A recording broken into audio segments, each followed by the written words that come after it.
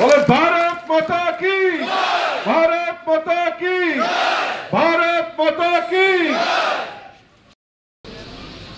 22,000 এর উপর ভোট আমরা পেয়েছিলাম। 2023 সালে পিপরামথা আলাদাভাবে লড়েছে, আবার চর্চা হয় এবং আমার মনে আছে এখনো আগরতলার বিবেকানন্দ ময়দানে একবার এমন পৃষ্ঠা প্রমুখ বঞ্চনা করেছিল এই সরকারকে হঠাতে যারা ভূমিকা নিয়েছিল আমাদের পৃষ্ঠা প্রমুখ ভাইয়েরা। এই রাজ্যের সরকার ভারতীয় জনতা পার্টি 350 বেশি আসন পাবে। এই দিন আর বেশি দিন নয়, আমরা 350 বেশি আসন নেব এবং এনডিএ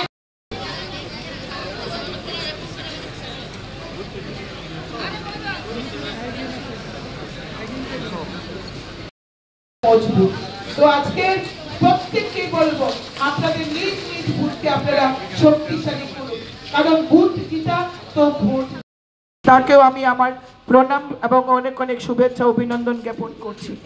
এবং আজকে আপনারা এই হলে যারা উপস্থিত হয়ে 75 সীমান্ত গ্রাম বীরকানা, কোনোদিন আমরা এই ধরনের স্লোগান কখনো শুনেছি? উনি সম্মান দিয়েছেন।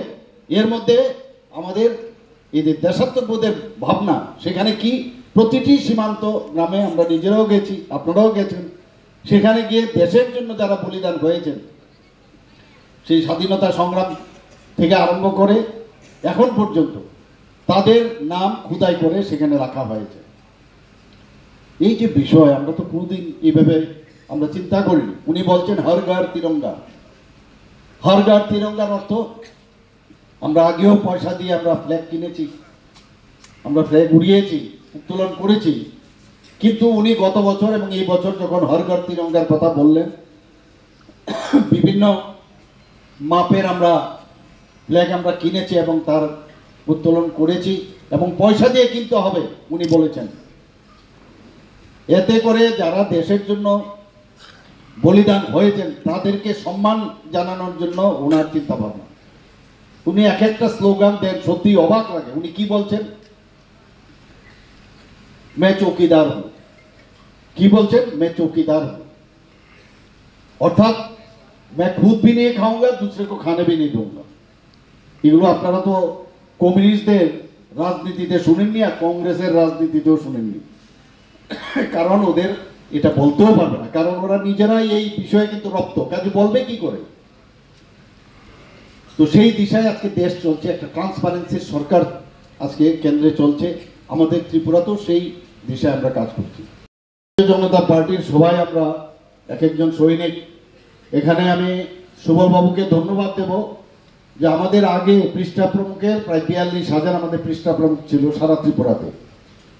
এবার উনি জানালেন প্রায় 66,000, 42,000 থেকে 66,000 প্রায় পৃষ্ঠা প্রমুখ হয়েছে। আমি পৃষ্ঠা প্রমুখের ইনচার্জ ছিলাম, আমি জানি যে কিভাবে পৃষ্ঠা প্রমুখ তাদের কাজ কিভাবে করতে হয় এবং কিভাবে প্রতিটা বাড়িতে যেতে হয়। আমরা এ বি সি আপনারা সবাই জানেন যে আমরা যে আমাদের দলের কারা আছেন, আমাদের সমর্থক কারা আছেন, কারা আমাদের ভোট দিতে পারবেন, যাদের সন্দেহ আছে তারা তাদের মার্ক করা, যারা অপোজিশনে আছে তাদের মার্ক করা, এগুলো আপনারা নিশ্চয়ই করেছেন। কিন্তু আমি আবার বলবো যে এর মধ্যে সরকারে থাকার ফলে যে জোশটা সরকার না থাকার সময় ছিল, এর মধ্যে কিছুটা খানিকটা হলেও একটু কম। সেটাকে আমরা বলবো যে আরেকটু তার মধ্যে যেন জৌলস আসে, সেই ব্যবস্থাটা আপনারা করবেন। সেই মনের থেকে আপনারা নিশ্চয়ই যাবেন। মাননীয় প্রধানমন্ত্রীজি যেভাবে আমাদেরকে উদ্বুদ্ধ করেন এবং আমরাও চাই আপনাদেরকে এখানে আসার মেইন উদ্দেশ্য হচ্ছে আপনাদের উদ্বুদ্ধ করা। কোনো অবস্থায় চান্স নেওয়া যাবে না। এখানে বলা হয়েছে যে বুথগুলো আমরা হেরেছি, সেই বুথগুলো কোনো অবস্থায় যেন আমরা না হারি। মাননীয় প্রধানমন্ত্রী কি বলছেন? সবসময় দেখুন দেশাত্মবোধের কথাবার্তা উনি বলেন। উনি কি বলছেন? মেরে মাটি মেরা দেশ, মেরা মাটি মেরা দেশ। আপনারা এখানে যারা আছেন সবাই নিশ্চয়ই পঞ্চায়েত স্তর থেকে আরম্ভ করে সব জায়গার এই মাটি আমাদের বিভিন্ন যেসব নগর পঞ্চায়েত বা মিউনিসিপ্যালিটি, আগরতলা মিউনিসিপ্যাল কর্পোরেশন, সব জায়গা থেকে, ডিসি থেকে, সব জায়গা থেকে এই মাটি নিয়ে আমরা দিল্লিতে কর্তব্য পথে নিয়ে গেছি। আলোচনা করেছেন, আপনারা সবাই জানেন যে আমাদের এখানে দুটো আসন সংখ্যা আছে লোকসভার, তো তার জন্য যে দিনক্ষণ স্থির হয়েছে, একটা হচ্ছে 19শে এপ্রিল পশ্চিম আসনের, আর আপনাদের যে পূর্ব আসনের দিনক্ষণ ঠিক হয়েছে 26শে এপ্রিল। এটাকে সামনে রেখে আমরা অনেক আগের থেকে আমরা কাজকর্ম শুরু করেছি। ইলেকশন কমিশন অফ ইন্ডিয়ার ঘোষণার আগে আমরা কাজকর্ম শুরু করেছি। ভারতীয় জনতা পার্টির সমস্ত সৈনিক যারা আছেন তারা কিন্তু 365 দিন এই কাজ করে, আমরা সবাই কিন্তু সবসময় কাজ করি।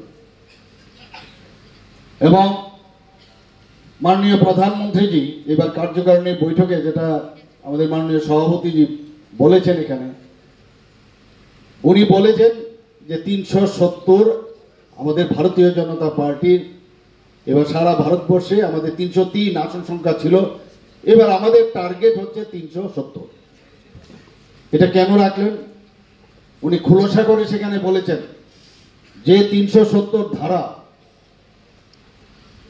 জম্মু অ্যান্ড কাশ্মীরে আবার তাদের স্বাধীনতা ফেরত দেওয়ার জন্য ওনার এই যে 370 ধারা অ্যাবলিশ করেছেন, তাকে সম্মান জানানোর জন্য 370 যে টার্গেট রেখেছেন। শুধু তাই নয়, উনি বললেন যে আমাদের যারা অ্যালাইড, যারা আমাদের সাথে যুক্ত আছে ইন্ডিয়াতে, তাদেরকে নিয়ে আমাদের 400 পার হতে হবে। আমি এখানে খালি বলতে থাকবো, আপনারা খালি বলবেন 400 পার, কতগুলো স্লোগান।